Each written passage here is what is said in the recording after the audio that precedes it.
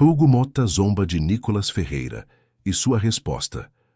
O pressiona a aprovar o projeto anistiar. O burburinho no plenário da Câmara dos Deputados aumentava a cada minuto.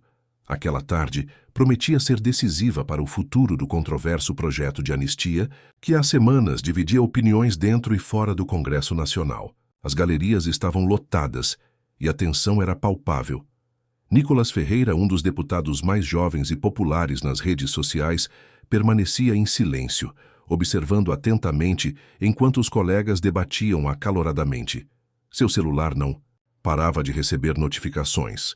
Milhares de apoiadores acompanhavam cada movimento seu através das redes sociais, esperando que ele se manifestasse sobre o tema.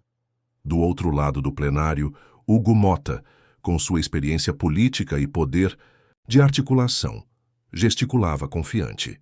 Como presidente da Câmara, ele controlava o ritmo dos trabalhos e parecia satisfeito com o andamento do debate, que claramente pendia para o arquivamento do projeto.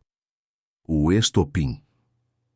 Concedo a palavra ao ilustre deputado Nicolas Ferreira, por 5 minutos, anunciou Mota com um sorriso sutil nos lábios. Nicolas ajustou a gravata, levantou-se e caminhou até o microfone central. Um silêncio repentino tomou conta do plenário. Para muitos ali, ele era apenas um jovem inexperiente, navegando em águas políticas profundas demais. Senhor presidente, nobres colegas deputados, começou Nicolas, com uma calma desconcertante. Estamos aqui hoje para discutir não apenas um projeto de lei, mas o próprio significado de justiça em nossa democracia. Antes que pudesse continuar, foi interrompido por Hugo Mota. Nobre deputado, disse Mota com tom condescendente, entendo seu entusiasmo juvenil, mas sugiro que se atenha aos fatos concretos e deixe a filosofia para os cafés universitários. Risos ecoaram pelo plenário. As câmeras captaram o sorriso irônico de Mota, enquanto transmissões ao vivo multiplicavam aquele momento para milhões de brasileiros. Nicolas permaneceu impassível, aguardando que os risos cessassem. Naquele instante, todos esperavam que ele reagisse com a impulsividade característica de sua juventude. O que aconteceu a seguir surpreendeu a todos. A resposta inesperada. Agradeço o conselho, presidente, respondeu Nicolas, com um sorriso sereno. É interessante como a idade costuma ser usada como argumento nesta casa. Quando convém, a experiência é exaltada como virtude suprema. Quando incomoda, a juventude é ridicularizada como defeito imperdoável. O silêncio voltou ao plenário. Aquela não era a reação esperada. Mas não me ofendo, presidente, pelo contrário. Agradeço a oportunidade que me dá para abordar exatamente o que me traz a esta tribuna hoje. A capacidade que temos de enxergar além de nossas próprias convicções. Nicolas retirou do bolso uma carta dobrada. Tenho aqui uma correspondência que recebi ontem. É de um senhor de 78 anos, que votou contra tudo o que represento em todas as eleições de sua vida. Permite-me ler apenas um trecho.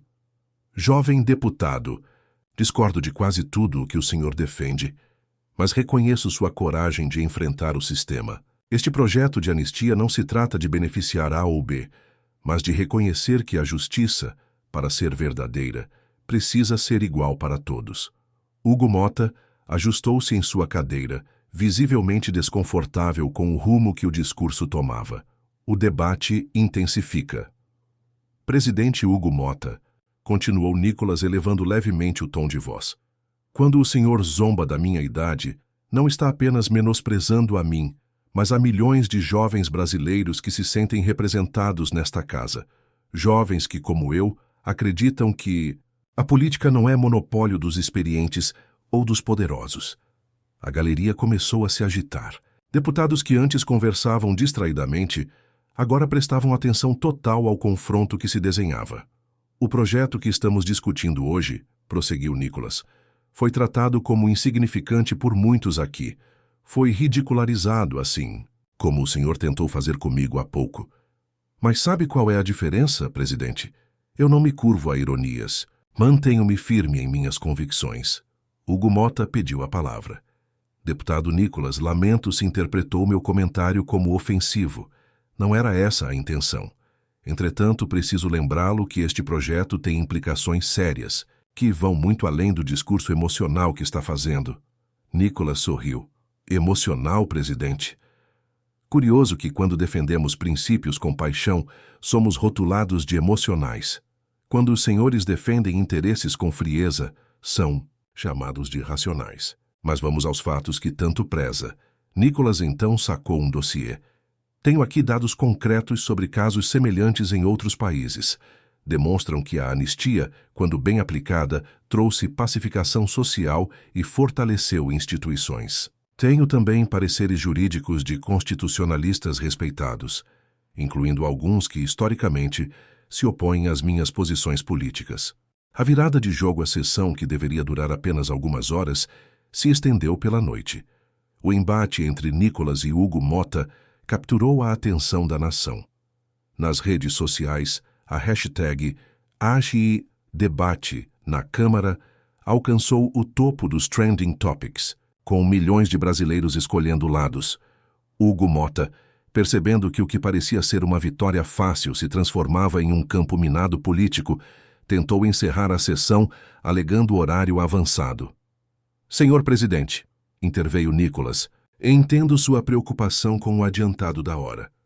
Porém, lembro que em situações anteriores, quando projetos de interesse da base governista estavam em pauta, o senhor não demonstrou a mesma pressa. Murmúrios de concordância ecoaram pelo plenário. Sugiro que coloquemos o projeto em votação agora, propôs Nicholas, a menos que haja algum receio de que o resultado não seja o esperado pelo comando desta casa. Hugo Motta, encurralado, respondeu com visível irritação. Não há qualquer receio, deputado. Apenas respeito aos procedimentos regimentais. Mas se insiste, podemos proceder à votação. Foi nesse momento que Nicholas fez seu movimento mais audacioso. Antes da votação, presidente, gostaria de propor um desafio ao senhor e a todos os colegas presentes. Sugiro que votemos não segundo orientações partidárias, mas de acordo com nossas consciências individuais. E mais, que cada um de nós declare publicamente seu voto e o justifique perante a nação. O burburinho aumentou. Aquela proposta era inusitada e desafiadora, especialmente para deputados acostumados a seguir orientações de líderes sem questionamentos. Hugo Motta hesitou. Sabia que aquele desafio poderia expor contradições de muitos parlamentares que, nos bastidores, admitiam a justeza do projeto, mas publicamente se posicionavam contra por pressões partidárias. O momento decisivo. Aceito seu desafio, deputado. Nicholas, respondeu finalmente Hugo Motta para surpresa geral. Mas com uma condição. O senhor será o primeiro a declarar e justificar seu voto. Nicholas sorriu, como se aquele fosse exatamente o cenário que esperava. Com todo o prazer, presidente. Voto sim ao projeto de anistia. E justifico. Não por afinidade ideológica com seus beneficiários, muitos dos quais se opõem a tudo que defendo. Voto sim porque acredito que a lei deve ser igualmente aplicada a todos, sem distinção de cor política. Voto sim porque reconheço que, em momentos de crise, excessos foram cometidos por todos os lados. Voto sim porque acredito na capacidade de reconciliação do povo brasileiro.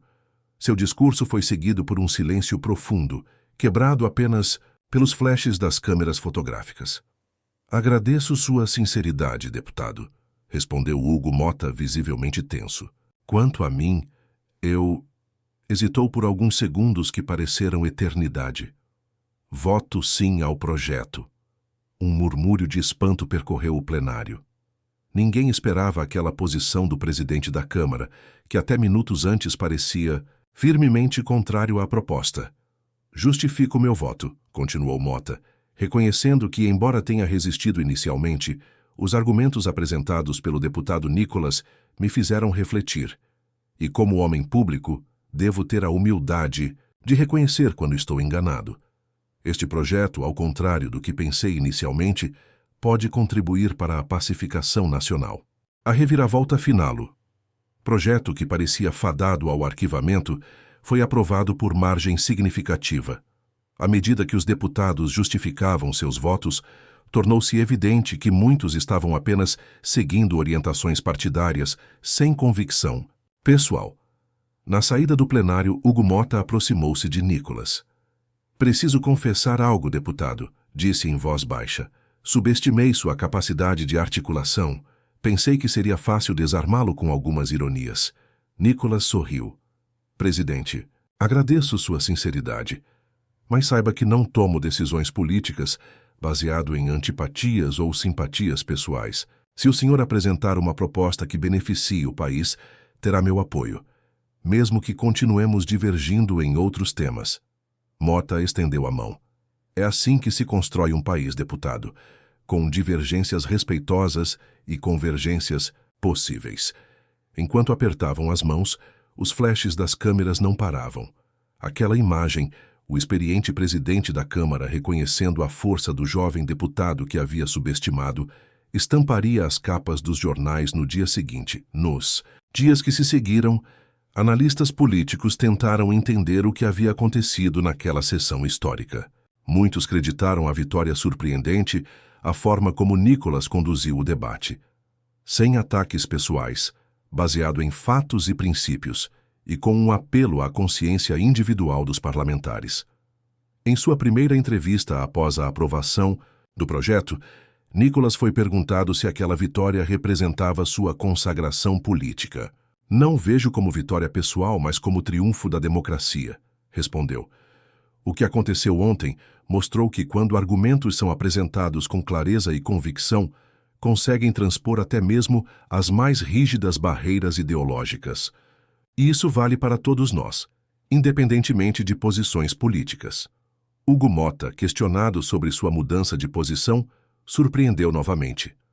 "O deputado Nicolas me ensinou uma lição valiosa.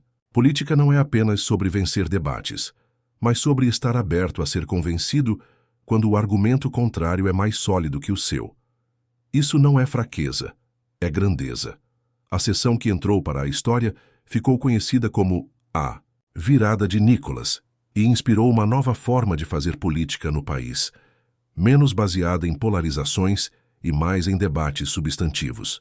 E assim, o que começou como uma tentativa de ridicularizar um jovem deputado, terminou como uma demonstração de que a política, quando exercida com princípios e coragem, pode surpreender até os mais céticos. 6 meses depois, uma pesquisa nacional apontou que aquele debate havia mudado a percepção de milhões de brasileiros sobre o Congresso Nacional. A aprovação da instituição, historicamente baixa, havia subido significativamente. O projeto de anistia, implementado com as salvaguardas sugeridas por Nicolas, cumpriu seu papel de pacificação sem gerar a impunidade que muitos temiam. Quanto a Nicolas Ferreira, sua trajetória política ganhou uma dimensão que transcendeu as redes sociais. Tornou-se respeitado até mesmo por adversários, que passaram a vê-lo não apenas como um fenômeno digital, mas como um parlamentar com princípios sólidos e capacidade de diálogo. Hugo Motta, por sua vez, ganhou reconhecimento por sua humildade em reconhecer publicamente que havia mudado de opinião. Em vez de ser visto como fraqueza, aquele gesto foi interpretado como demonstração de grandeza política. O episódio serviu como lembrete de que, na política como na vida, às vezes, as maiores vitórias vêm não de derrotar o adversário, mas de conquistar seu respeito. E quanto ao jovem que muitos subestimaram? Bem, ele apenas sorria quando lembrado do episódio. Foi apenas o começo, dizia. Apenas o começo. Se você achar que esse projeto tenha que ser aprovado, deixe seu. Like o joinha no vídeo e se inscreve no canal. Até o próximo vídeo.